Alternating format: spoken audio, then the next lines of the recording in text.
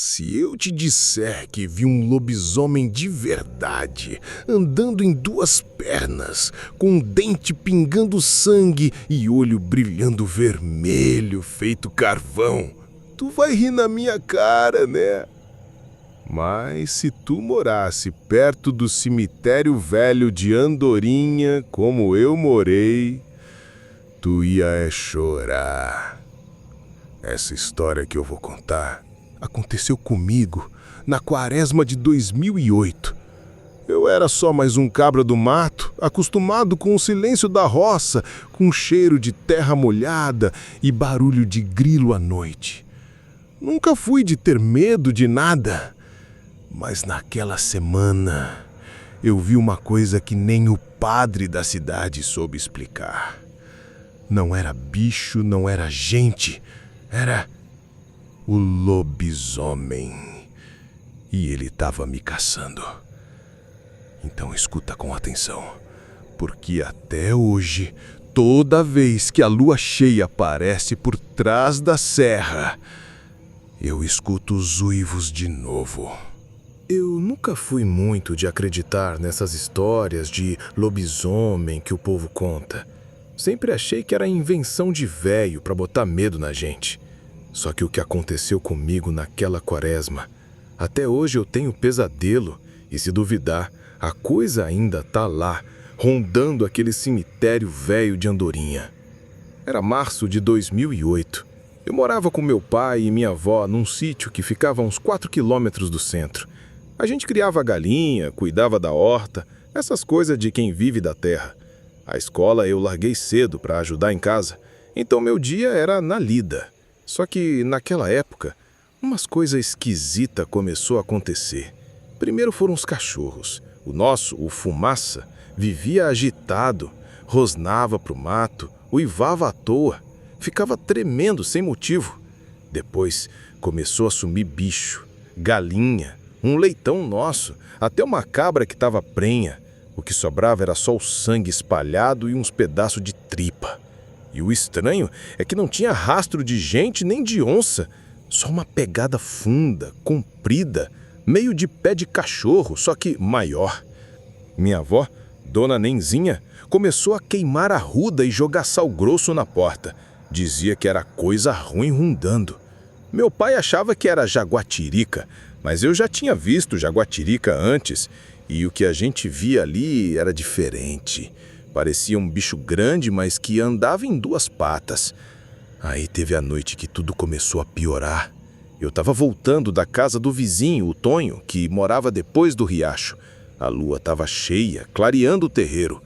Foi quando eu ouvi um uivo. Não era de cachorro. Era um grito longo, doído, como se viesse das entranhas da terra. E logo depois, um barulho de mato sendo rasgado, passo correndo, e o Fumaça lá de casa latiu igual desesperado. Naquela noite eu não dormi. Depois daquela noite do uivo, nada mais foi normal lá em casa. Toda madrugada o Fumaça latia igual doido, mas sempre para a mesma direção, o fundo do terreno, onde começava um mato que ia dar perto do cemitério abandonado. Antigamente aquele cemitério era usado pela igreja da comunidade, mas foi fechado, porque enterraram um sujeito lá que, segundo o povo, morreu em pecado pesado. Desde então, ninguém mais quis saber de enterrar ninguém lá. O mato tomou conta, as cruzes de madeira apodreceram, ficou só a lembrança. E os urubus. Uns 3 dias depois do primeiro uivo, fui com meu pai ver os pastos. Encontramos mais 2 bodes mortos, mas não comidos, só despedaçados, como se tivessem sido arrancados com raiva, um sem cabeça, o outro com as costelas abertas. E de novo, as pegadas estavam lá. A marca era funda, como de uma criatura pesada, e o chão da beira da cerca tinha uns pelos grudados na madeira, cinzentos, grossos, igual de porco do mato, mas mais escuro.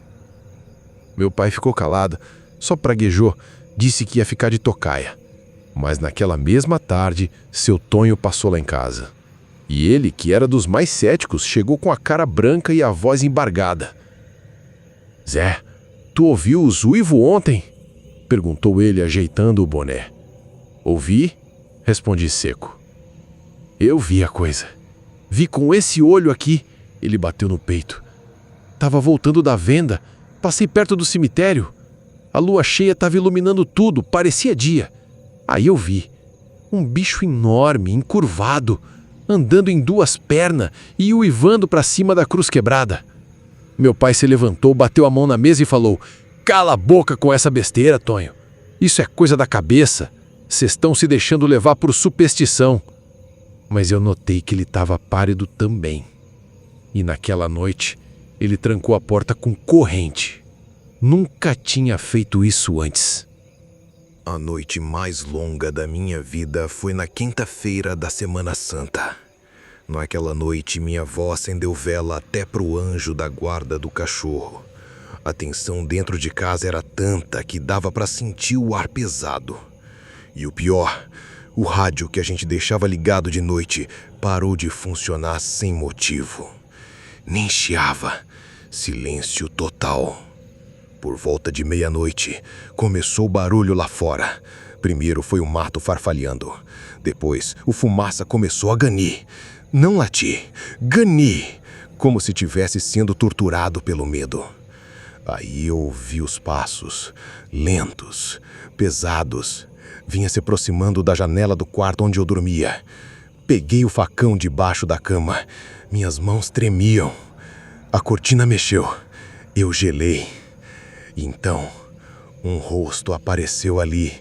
Ou melhor, algo que parecia um rosto. Focinho comprido, dente para fora, olhos vermelhos feito brasa. Um bicho de quase 2 metros, de pé. E o pior, ele me encarou. Não como bicho, como gente. Tinha ódio nos olhos dele. Gritei.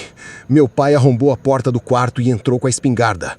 Mas quando ele atirou, não tinha mais nada na janela. Só o vidro trincado e o cheiro forte de bicho molhado e sangue velho. Acordamos a noite inteira. Ouvimos mais uivos, galhos quebrando, até um choro que parecia de criança, mas arranhado, agudo, como se a garganta tivesse rasgada. Pela manhã, achamos pegadas ao redor da casa toda e marcas na parede de madeira, como se unhas gigantes tivessem tentado abrir a parede. O pior de tudo foi que o fumaça sumiu. Nunca mais apareceu. No outro dia, ninguém falou sobre o que aconteceu. Meu pai só mandou eu e vó arrumar as malas para ir para a cidade por uns dias. Mas antes de irmos, passei na casa do Zé Firmino, um velho que morava desde que Andorinha era só mato e capela. Cheguei lá com o coração apertado. Ele me olhou e disse antes de eu abrir a boca: Tu viu, né? Eu só balancei a cabeça. Ele mandou eu sentar e começou a contar. Esse bicho já rondava aqui desde antes de tu nascer. Era homem, um sujeito chamado Alair. Mexia com coisa errada, fazia feitiço e vendia a alma por riqueza. Quando a mulher dele morreu no parto, ele ficou doido. Fez um pacto. E dizem que toda quaresma ele vira a coisa. E o pior, depois que ele morreu, enterraram ele no cemitério velho. Desde então, o lobisomem só apareceu em volta de lá. Ele mostrou um livro velho com anotações sobre lendas da região. E em uma das páginas, desenhado à mão, estava a mesma criatura que eu vi na janela. Focinho longo, corpo de homem, garras e olhos em brasa. Não adianta atirar, nem rezar alto. Tem que ficar em silêncio, esconder o cheiro e não sair quando a luz estiver cheia. Ele sente o sangue da família. E se ele marcou você, ele volta. Saí dali tremendo. Agora eu sabia que aquilo não era só um bicho. Era uma maldição viva. Fomos para a cidade por uma semana, mas eu não conseguia dormir. Tinha pesadelos com o bicho me perseguindo, sentia cheiro de pelo queimado, ouvia passos no telhado. Mesmo longe do sítio, ele parecia me alcançar. Meu pai tentou convencer minha avó a vender o terreno, mas ela não quis. Disse que ia morrer ali, custasse o que custasse. Voltamos. Tudo estava silencioso demais. Sem sinal do fumaça, sem mais bicho morto.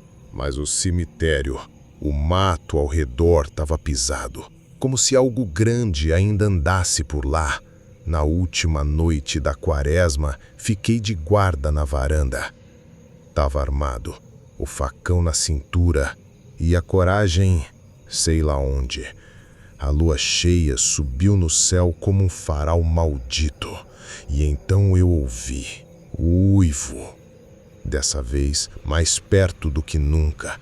E então ele apareceu. Saiu do meio da cerca, em pé, andando como gente. A boca aberta, cheia de dentes afiados. Me encarou e eu travei. Não consegui correr, não consegui gritar.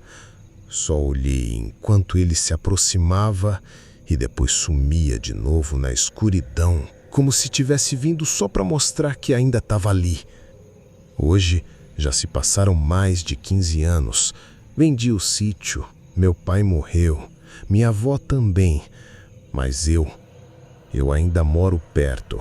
E toda quaresma, na semana da lua cheia, eu tranco as janelas e deixo uma vela acesa perto da porta. Porque até hoje eu ainda escuto os uivos toda vez que a lua cheia aparece por trás da serra. Tem coisa que ninguém acredita, até viver na pele. Aqui no Voz do Terror, a gente só conta o que muita gente esconde. Se curtiu, já garante sua inscrição e ativa o sininho. E se ouvir barulhos estranhos hoje à noite, tenta não abrir a porta.